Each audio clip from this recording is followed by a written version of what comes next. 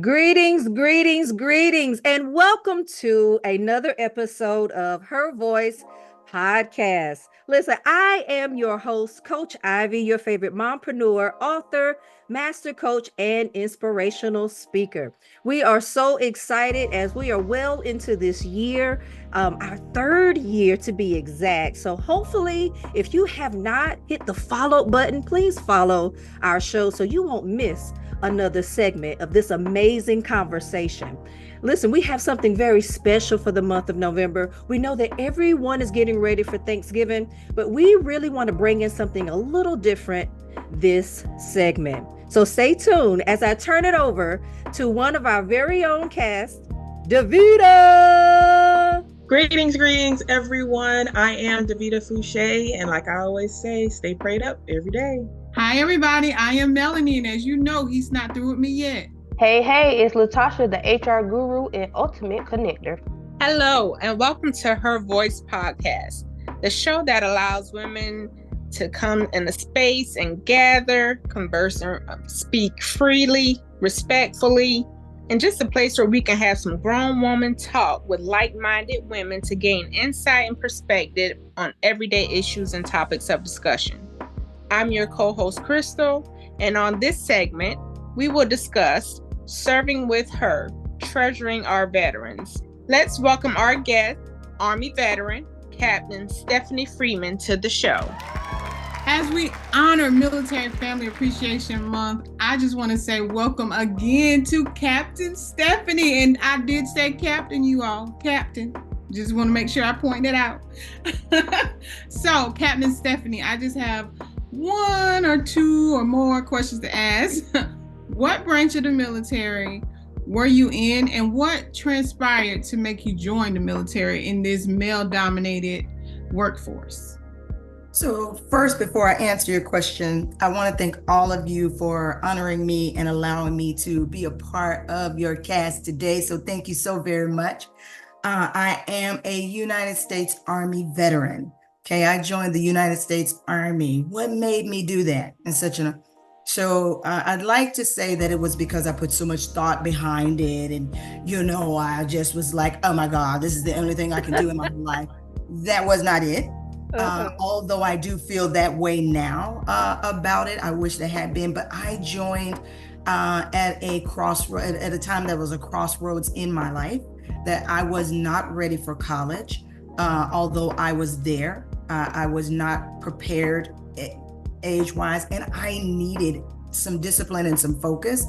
And I knew relatives, I have relatives that were a part of the military. And so I was just like, that's what I need. That is what I want. And so without saying anything to anybody in my family, I went to the station and started the process. Wow. Started the process. Okay. You didn't tell anybody, you just went ahead and went on down and said, I'm going to start this process and get it going. Yeah, initially, I didn't want my mom or my dad to try to, any of them to try to plant any seeds outside of what I was desiring at the time. Because even though they didn't, that's what I'm going to tell you. They ended up not doing it. I've been a very headstrong person as a child, I was headstrong. Like, if I see it, I want to go do it. And so they knew there was no turning back from that point. But I will tell you something interesting. When I did go down there, though, I really learned that I needed a mentor. I needed some knowledge. So mama called cousin called me and said, what are you doing? And what are you trying to do? I said, I'm gonna go be a cook. She said, oh, no, you're not. I said, no, ma'am. You don't even cook at home. How you think you're gonna cook for some people in the Army? So she actually came with me and went back to the MEP station and helped supported me in getting another job that I could bring, I could bring that outside too, but that she thought I would enjoy more. And so I became a private, and I was a combat medic is the first job that I had in the military. Okay. Yeah. Okay, that's awesome. That's good. Captain Freeman, how many years did you serve? So 10 all in total. 10 in total. Wow. Yeah. And in those 10 years, was there like a specific mission or experience that really stood out to you? Oh my goodness. So if I may, I'll give you more than one. So as just a little on my journey. So I was enlisted I was a private, and then I got out as a private, and I went into the National Guard, went back to school, got into the Reserve Officers Training Corps program, got my degree and got commissioned, and that's when I went back into the military, right? So I have 2 active services that I did, enlisted and officer. So as an enlisted soldier, as a medic, what we used to do were medical readiness exercises. And so this is where we would take our equipment and we would go out to very remote locations, and we would provide medical care for those folks. We had to places where we had to fly in order to be able to get to them. It was you had to go, it just wasn't you're going to drive your vehicles up there. So, and a lot of times these people had no medical care whatsoever. And it was just a blessing and an honor to be able to do that for them and to provide them with services they normally wouldn't get. That was medical and dental services. As an officer, I had the opportunity to serve as the first female leader for a group of all males that had never worked with a female before. And with that group, we had a good time, but we worked, right? So they were infantry guys who actually carried military intelligence equipment, and they had never done live fire exercises. That's a whole big old deal outside of the infantry. And you know who got to do that? For them was me. It was me. So they did the work. I did the planning. We all did the planning, working together, because it takes a team. But it was definitely an honor and a pleasure, and something I will never forget that we had an opportunity to do. And just a really beautiful time. I'll tell you this too, because my husband, again, I shared earlier that my husband's a veteran. So and we happened at that time to be working in the same location together. And when they talked about the live fire, they didn't look at me in the room. They looked directly at him and said, "Lieutenant Freeman, you did that live fire." He was like, "No, this Lieutenant Freeman didn't do that. That Lieutenant Freeman did that." Wow. Yeah. They just automatically assumed that it was Isn't that something? Me. Yeah. They automatically assumed it was my husband and not me. Wow. Today, you're going to learn. That's why I wondered about you going into a male-dominated field. Like, how was it? And that was just a prime example of them thinking, "Oh no, it was the male Freeman, not the female Freeman." In actuality, Yep. So, And my husband, I must give him much credit. He was very happy to say, "No. Wasn't this Lieutenant right over there?" And I would tell you something. The pause in the room was big. I'm sure. Big. Like they still had to let it register that it was me instead of him. Yeah, Women I'm sure. can't lead. Yeah, and I'm sure the silence spoke volumes. Stephanie, it's probably Stephanie. It did. But inside, boy, and when we got home, we laughed for a while. We still talk about that. That moment was that big. That's awesome. That's awesome. So, Ms. Stephanie, how have you managed to balance serving in family? So, gosh, you know what? A lot of grace. A lot of grace. I would tell anyone, especially being the mother in the household, you're serving, even I'm serving, he's serving, we're moving in the same circles and all of that. And we've got these 2 children that we've got to make sure are planted and safe where they are. And so I actually had to learn how to give myself grace, that it's okay if the house is a little messy right now. Okay, let it go. It was honestly, for a while, it was affecting my mental health, because I thought that things had to be in a certain order, and if it wasn't, it was a big reflection on me. Yes. You know, us as moms, you can really relate to that, I'm sure. So I had to learn how to give me grace. And again, I mention my husband quite often. He was one that was a big support. So I would say to any family, husbands and wives support each other. You know, he'd see me getting in my little my little moods, and he'd say, "Babe, you gotta let it go. We time is just not on our side, and we need to understand that time is on our side. So if something is out of place, leave it alone. When we get time for it, either I'll get it or you'll get it. Don't worry about it though."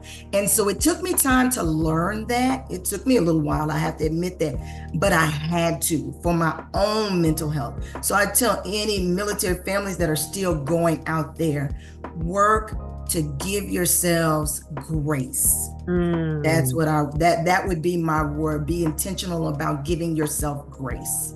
Wow. Yeah. So that's how it was a shift for me. That's what I would say. It was a big shift. It took a while to get there, but it was a shift. And once I made the shift, my steps began to be ordered differently at that point. Even my mindset and the way I moved. And that created that balance. Right? It helped with the balance. That created that. It was the beginning of creating that balance. Because again, I don't want anybody to ever think that it could be an overnight process. It could for you, but if it's not an overnight process and it takes you time, that's okay. Continue to give yourself the time that you need. And again, support each other. And my kids also had to live in a very, very disciplined home though. You know, I wasn't me. We weren't me, but you had to know certain things that there's some things you have to do as well. So, in order to support. Might be something little, but you still had to have your actions or activities that you had to do in order to support and keep the family core moving. Yeah. Ooh, the family core. Yeah. I like that. Family core. You like that, Davita? So I think of it as family contribution. Yeah. That's what we call it in our house. So it's not chores. This is your contribution because you pay no bills. Right. You pay no bills. That's what I'm talking about. That's right. What I'm talking about. Yeah. I'm turning all of y'all in. That is child labor. Anyway. Look at the tax lady, ready to get us. Well, I can tell you my son appreciates it today because he's in the Army. So he appreciates that today. That's right. So he knows about the mom cleaning and the different things. So he knows when he goes in there and just kind of surface clean. But then he says to me, "Mom, I did a mom cleaning." So I wanted to, while we're talking about family, I wanted to talk about with the family transition and since it's Military Family Appreciation Month, what was the transition beyond the battlefield? How was the transition from service to civilian? So I would tell you that for our family, our unit, it worked in phases. And the first phase was me accepting the fact that I was going to be getting out in order to honor the decision that my husband and I had made to bring some more stability to our family outside. And so being in the military and wanting to climb up the ranks and all of that stuff, I had to mentally make that transition. And so I had to do that first and prepare my mind so then we could set it. So then after that, we set for my husband to get out a year later. So I moved. Lots of family support. Let me say that to you. I'm very blessed to have family where when we were getting ready to leave, I could move my children with my grandparents or with my mom, their grandparents. They could be there for a while, and that made it easier. All families don't have that all the time. So what I encourage or what I recommend is that you do move in phases and that the family understands what those phases are. Understand that every phase may not be easy. It may not at all. That was big to me. Okay, so very big to me. But moving out, as I began to transition out, I began to look for a job because we all still got to eat, right? We still got to eat. So I started to focus on my interview skills, how my military, what I did in the service translated to civilian world, how to really be in an interview and be able to speak. Because if I speak to signal equipment, MI, doing all of this stuff and how we move, a civilian won't understand it. So really working to get that, my speech or my talk, prepared. And I would encourage others to be able to do that. Now they have online, you can Google, and you can actually put stuff in, and they'll tell you, okay, if you did this in the military, this is what it looks like in the civilian. They didn't have that when I got out. I would tell you that. So, I had to kind of learn it on my own and how to do that. It worked though. It worked.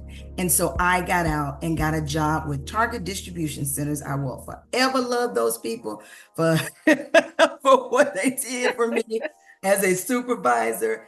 And that then gave my husband for the next year, because I had that position, an opportunity to come out and to bring our family together. He was able to get all the stuff packed up, do all of those things. So we just kind of moved in phases and just honored the space that we were in. That's really important. And let me say this is a word of advice. If you're out there and you're going to transition your family, you set up these phases, boy, you got the plan down, and something changes. That's again where the grace comes in, to just take a pause. What do we know from military, we know how to course correct, but sometimes we have to take a pause and just think about what that might look like. And that's okay, because other things are going to be swirling around you. Take care of that unit, that core that we talk about. And that's what you focus on. That's what I would tell anybody. That's good. Yeah, it is really good. And with what you're saying, as far as you transitioning from military to civilian life, what were some of the most important lessons you learned from your military experiences that you were able to apply to your everyday life? Communication.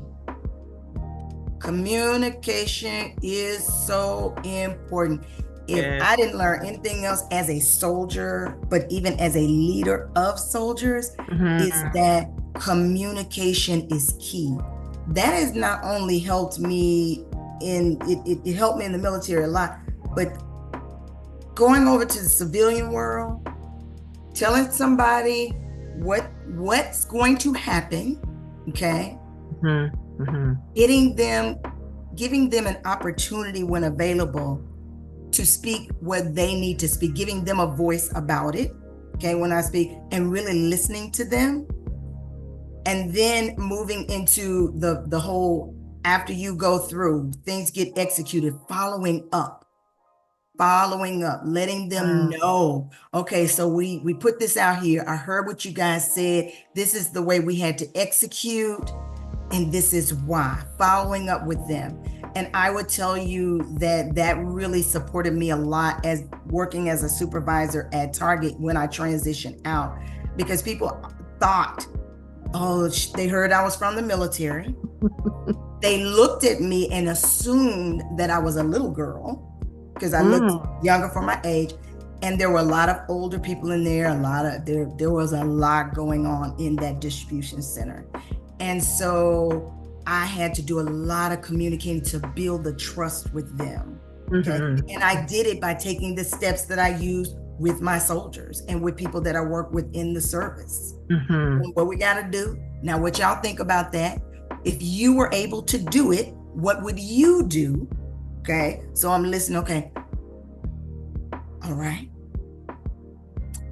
This is a decision we've got to make. I wasn't able to incorporate what you said, but we're going to park it and we're going to put it over here. I wasn't able to do this, but I was able to do that. This is how we're moving. Then I follow up after we get started to ask them how they feel. It has worked everywhere that I've gone. It is a part of my success package because it did these things. It helped me to build trust. It helped me to build relationships. People could come to me and I maintained their confidentiality. All of those things. That's awesome. Yeah. Wow. Communication, I always say that too at my job. We don't always communicate well with each other, so that I push that as well. With communication. Talking about communication, how do you believe society can better recognize and honor sacrifices that's made by veterans? Because I don't think that is communicated enough with none of us. It is that, first of all, I think it starts with all of us of being those of us, for me, it's being an advocate. That's my first step. And I think if each each of us took on that role, it could make a major difference. And this is what I mean by that. If Stephanie, that's me, speaking about myself in third party, if I am in a restaurant or anywhere, airports, I'm at wherever I am, if I see you got a cap on, if I see you got a shirt on, we're having a conversation. Right. You're going to have a conversation. I don't care what your color is, because we already got something in common. We served. We have a DD-214. So we right here right now. We right here. Okay, no ifs, ands, and buts. So I will ask them if they are getting their benefits. You know, I've been able to educate a lot of people around that. So that's one thing. The other things that we can do is, you know, just expanding housing, expanding mental health services, making sure that we get out there in the community where our veterans are. We have so much homelessness. We have so much, honestly, still have suicide. I know family members that have lost their lives to suicide or gone to prison after the military because they're suffering mentally. So, and I talked to my cousin, the particular cousin, I won't do that to him, but he knows where he was, and I talk to him about it all the time. So these are the things I just think that if everybody's intentional about the way they move when it comes to veterans, get out and support the parades. I mean, go to a vet center, go to a VA. They want to talk to you. They're going to talk to you. So they want someone to listen. And I'm gonna tell you, I have a special place in my heart for Vietnam veterans. So if they've got a Vietnam veteran hat on, I said, welcome home. And you should see the smiles on their faces. It's a simple welcome home, soldier. Welcome home, sailor. Welcome home, airman. You know, and they just smiling so big. So yeah, those are the things though. Again, I think I speak more personally to it because I take that accountability for it and just own it myself. And I want others to own it as well. Don't leave it up to just leadership and just those folks, the VA ought to do this, when we have an opportunity in walking these streets every day to be able to do it. That's powerful. That's very powerful. I love that. Being intentional. I love that you said that, being intentional, because I know I could not. I don't take orders well. I really don't. I don't take them at all well. So to know that someone went in service, knowing they won't have to take orders and how well they took them and how well they fought, I always take my hat off when I see a veteran. I'm like you. I don't have the conversation now, but I do say thank you for your service. And I never thought about it. With the Vietnam ones, they were never welcomed home. So we should say they don't have that feeling. There's that narrative, Melonie. There's that narrative that they did not. And so even if somebody was, because that narrative is out there, I want to mitigate that. I want it to be removed, just in case you might be thinking it. Now you know. You are welcome home. You are welcome. Period. You are welcome home. That's amazing. That's amazing. Before we shift gears a little here, I come from a military background myself, my family. My brother's currently serving. Definitely hats off to him. He jumps, he's a warrant officer, all those things. Yeah. So he really made a career out of it. And again, my mom was a military brat herself, and then she became a military wife. So I would love for you to switch gears a little bit and switch hats. All and right. Just tell us about your experience as a military wife. So, all right, I'm gonna speak from the heart. When I first got out and had that year, there was a certain expectation of me because all of the officers' wives knew me. There was an expectation that now I was gonna come over and be a military wife. And I didn't receive that very well. Right. There was a certain mindset that I'd been in so long, and it was my bias not theirs. It was my bias, and I had to acknowledge that it was a bias at that Okay. point, okay, for me. So, and I had to get past it. I was like, no, I'm over here. I'm still over here. That's where I'm still over here with the veterans. I'm not over here with you all. Right. Yeah, I'm like, what do you mean? What was like the expectation though? Like you would just stay home or have tea? Like yes, the expectation was that I was going to stay home, that I was going to be a part of the meetings. Okay. And I just at the moment I couldn't transition into. Wow. I was already battling, okay, with me not even putting on the uniform and going in. Okay, so I had my own. It wasn't anything majorly against them, but again, it was my own bias, my own walk, and my own mindset that I was battling through. Yeah. And the way things worked out is that I didn't have an opportunity, in all honesty, to work with that particular group of women at that time, just because of the way things were moving for me. That's a great part of being in the military. When you get out, folks want you. Folks want you. They want that discipline. They want that leadership. They want those things. So I had 3 job offers on the table before I could get my foot out good. It was just a matter of choosing which one I wanted. And once I chose, I was moving forward. Yeah. But what I would say to military wives is thank you. I would definitely say thank you, because I do recognize that when we serve, be you a husband serving as a civilian or a wife serving, because people forget that there are women and their husbands are civilians, and so they walk in that walk, right? Yes. So I don't want to forget. I know we're speaking to women, but I just want to take an opportunity to say we see you too. Yes. Is thank you. And because when we serve, you serve.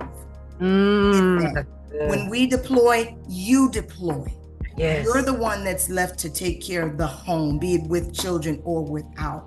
You're the one that's left to take care of the bills, because our mission is our focus. So our mission is one thing, your mission is another. And it is just as important as ours. And people need to know that, need to see it, because it's hard. I dealt with soldiers whose spouses did not know how to handle business, the mission of the business back home. So we had to implement some different things to help support them. Okay. Go get the support. It is there. Wow. It's there. Go, and don't be ashamed. Do not be ashamed. And if you are, find a mentor. Find someone that can help you get your voice and get you what you need. But we see you and we thank you. As for me personally, the person that had the bias. Okay. I see you. Thank you for that and putting that information out there. So good. Thank you for empowering someone. Someone needed that. Yes. That was for somebody. Thank you. That was for me. You said, LaTasha, you said you feel like it was for you?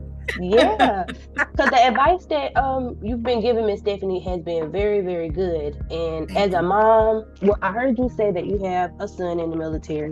And so as a mom with a son who is interested in the military, what advice would you offer to high school students who are considering this career path? First of all, I would tell them that it is a good career path to have. It's what I told my son. I talked to them about my own experience and how, even though after 10 years getting out, I didn't retire, that DD-214 still is a good foundation, baby. And it's still paying off today, okay? So be it a 2-year commitment, a 4-year commitment, don't matter. Go get it. Go utilize it to get your footing. It's a good foundation for you to gather more. If you've got discipline, it's going to give you more. If you don't have any, it's going to give you some. You're going to learn even if you feel like I can't take orders for somebody, you will learn. Okay, you will learn, I promise. You may not like it. I did not like everything about it. But if you use it as your fuel and your starting point, it can definitely catapult you to a career. It gives you time to find out even what it is that you want to do. Okay, so it can make a big difference in your mindset and really help you kind of put some things together that will support your future. And it doesn't have to be long. I could just tell you, my son, before my son went into the military, he was doing movies and TV. Okay, he was doing movies and TV. COVID hit. He was kind of lost, wasn't for sure. He was gaming all day. And I was like, hold up now, I know we got COVID, but we're going to have to do something a little different here. And so when he said, going to the military, all of that, I would tell you now, he has been 2.5 years in. He already has over halfway finished with his degree. Because if you didn't know, basic training, AIT, can give you college hours. Okay, there are college hours that can come for that. So you already get that good start. Okay. He already has another language. He is bilingual now, and the military paid for it, sent him for a whole year. And he is now bilingual, speaks Spanish and English. He speaks that well because he learned that from his mom. Okay. All right. So, but these are the things that it can do for you if you are lost, not quite for sure what to do. It is a good starting point. I just don't think I can say that enough, because people have this thing about the military that if you go there, that must have been just the last thing you thought of, honey. That is the first thing you should think of. Really, if you ask me, you're getting paid to learn, period. And I'll share with you guys that I mentored high school students. Okay. Getting out as well, right? Yeah. And so I did have one of my mentees, and she makes me so proud. She went to the Navy. I said, that's okay, because my grandfather was in the Navy. She was so lost. She did not know what she was going to do, but I knew college, she was not going to make it in college. Right. She might have eventually got there after her 1.2 grade point average, but she needed something else. And she is thriving. She has twice been Sailor of the Year. Wow. Okay. She is thriving. She is getting promoted. She's in Italy now, and I don't think she ever wants to come back to the United States. I don't think she wants to come back, but she's doing really well. And I tell her all the time how proud I am of her. Yeah. And that's commendable of you to give back in such a way when it comes to offering your mentorship. And to that I say, to God be the glory. Amen. Yeah. Amen. Amen. So, that is amazing. If you were a recruiter back in the day, I probably would have joined the military. She was that good, man. Yes, because when I was coming up, I didn't get that type of speech where we this did that. Pay for school. You're gonna get paid in school, like while you work. I didn't get none of that. Yeah. You got me really kind of wanting to sign up now, but I think I aged out. Look. And Ms. Stephanie, I do have one more question that I want to ask regarding high school students. I know there's options to get in, like the officers programs, ROTC. So how did your son enlist? Did he go through an officer program through college, or did he just automatically sign up? He just went down to the recruiting station and he just signed up. And honestly, I caught him at the recruiting station. No way. Yeah, I caught him there. He didn't tell us that he was going. He thought that, again, like I thought, that my parents might try to talk me out of it. He thought the same thing because, we've been there, done that, and could give a little more. And so I caught him there. And, but he decided to go that route, wanting to follow the route that myself and his father. He wanted to experience basic training. He wanted to experience all of that, and he sure experienced it too. Okay. But I would tell you that in basic training, he did get promoted because of his leadership. So he got promoted to PFC 3 before E3, PFC before getting out. That's private first class. Before leaving there, he went in as a PV2, private 2, second class. So, there were big things. We did want him to go to college, but again, it's the mindset. When you're talking to a kid, if I know or can assess from you that you are not ready for college. I will tell you about ROTC, but I want that to be down the road for you, because there's still, just like I did, I went in, enlisted, and then got out and went into ROTC and kept going. So it's different paths that you can take. If your son truly wants to get an education, he's going to buckle down, I would definitely say ROTC is good. It is an excellent program. But if you are not ready for college, you like, I need some little money in my pocket, it's not a lot, I would tell you, go on and get your 4-year contract, get your job with a bonus.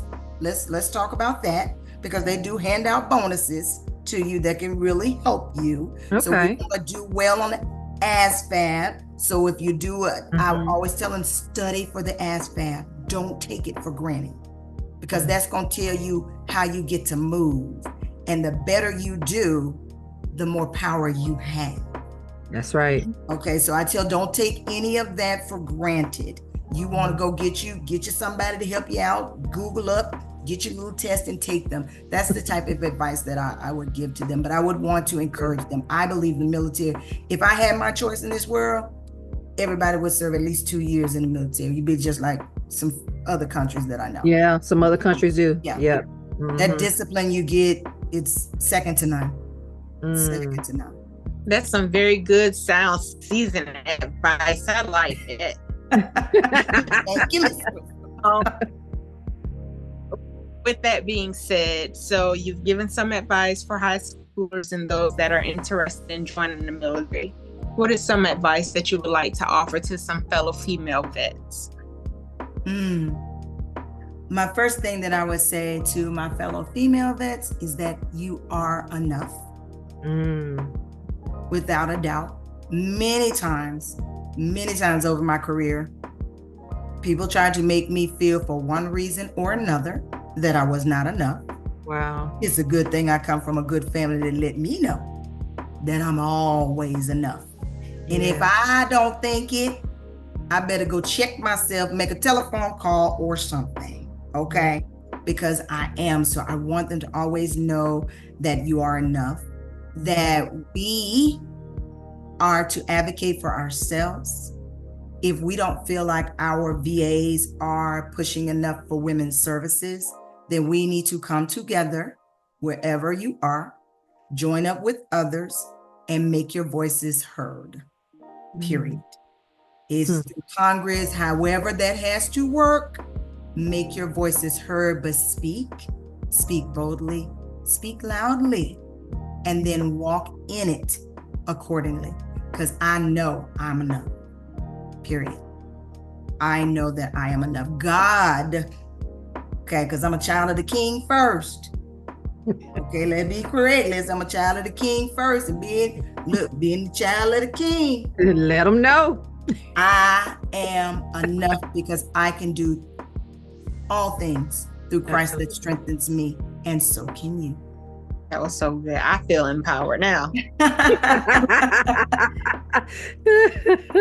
Melonie, listen, Melonie is now recruitable and Crystal is empowered. So listen. That's two for right there. I love it. Exactly. And that's what I was listening to. I was like, she giving advice to fellow female veterans, but I'm feeling kind of like, okay, I can do this. I can do life at this point. Like, you know, I'm enough. Yes, ma'am. Yeah. You are inspiring. Thank you. Thank you. Yeah. And what better place for you to be here, right? Come on through now. Come on through. Podcast with the InspiHER Network with your inspiring self. I honestly, I already knew. And I would just say, and I love to give Missy down there, Miss LaTasha, her flowers. I already knew when she asked me. I know what LaTasha is about. She about that business, like for real. Okay. And so, I mean, again, it just made me, first, I felt very honored, and I still do, but it made my heart leap for joy, no matter how I was feeling today, because I did just get off of travel yesterday, and I was feeling a little tired. I was like, you're a little tired. You sure want to say, oh yeah, I want to do this. I'm excited. I want to do this. So yes, it has really been a blessing for me, even to pour out And so I really, really appreciate it more than you guys probably will ever know. Absolutely. We appreciate you. We really do. Yeah, it's truly an honor. And continue to go forth and empower others, inspire others, and ignite and stir up. Come on, ignite. Hey. Stir them up, you know? People need to be stirred up. You know, some people still sleep out here. You know, wake them up. Yeah. You know? For sure. Remind them of their power that you talked about earlier. Yeah. Thank you for sharing with us. You've been amazing. We could go on and on because you're so free with your story and your willingness to share, and you have so much to offer. But we thank you for devoting this time with us. Thank you. Really do. Thank you. Do. Absolutely. Any final thoughts, ladies, from the cast? I'm super inspired. Like, I loved it. I loved every bit of it. And the way you just kind of summed up everything that we were speaking of at the end, and telling, basically telling women, telling everyone, they're enough. They can do this. They can do all things. They can definitely serve in the military. If you were fearful at the beginning of this podcast, you're not fearful anymore, because you can definitely do it. Yes, ma'am. And everything, all the experiences that you've had in your 10 years of military service, and rest of your service as a military wife, mother, and family member, just very, very powerful. And again, like I said, thank you so much for giving us your time and your experiences and your inspiration tonight. Absolutely. Thank you. And I feel the same way Davida felt. Like, you have inspired not just veterans, but everyone. And the fact that you gave you are enough, and we need to advocate for ourselves. And I love that you can do all things through Christ who strengthens you. Like, the way you just wrapped that all up in one beautiful package and just passed it to us, I appreciate you. Thank you. You captain for me now too. I'm gonna call you Cap now. Come on. Cap. That is straight Cap. Love it. I love it. Thank you all. Awesome. So we are always looking for purpose partners. So we welcome you to explore and learn more about the HER community by visiting www.inspihernetwork.org. Also, feel free to follow us on Facebook, Instagram, TikTok, and LinkedIn at InspiHER Network. We thank you so much for your time. We thank you for being devoted and dedicated to this podcast. Remember that it is important to acknowledge those who have sacrificed for your freedom, for our country. So the next time you see a veteran, just simply say, "Welcome home."